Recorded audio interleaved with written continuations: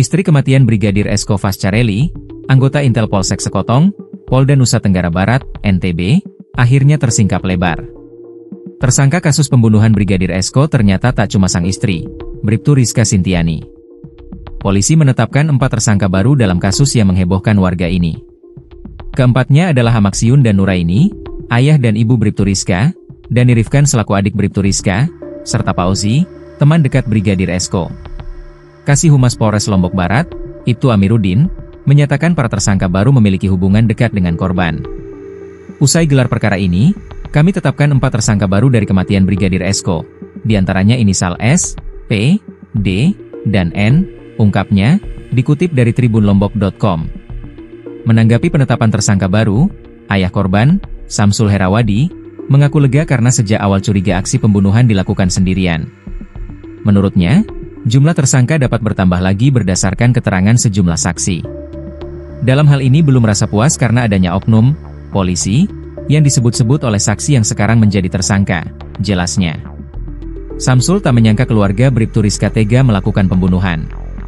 Saya tidak menyangka akan keterlibatan orang-orang ini karena kita tahu hubungan antara almarhum pada saat sebelum kejadian ini cukup baik.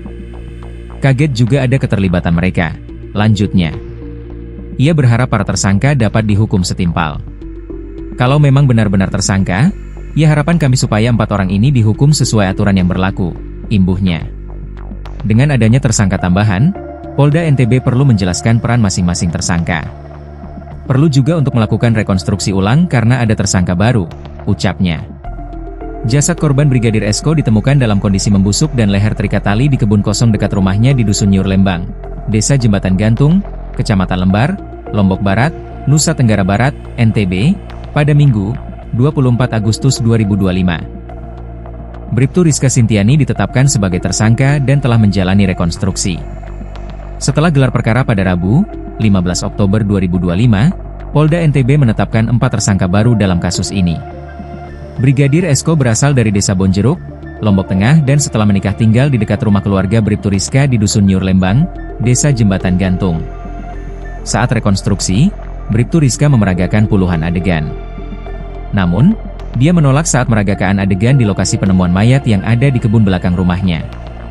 Sehingga saat adegan di lokasi penemuan mayat, dilakukan oleh pemeran pengganti.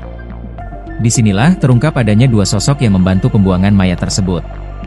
Kuasa hukum keluarga Esko, lalu Anton Heriawan pada Senin, 29 September 2025, menyebut, korban sempat dipukul pelaku di bagian kepala.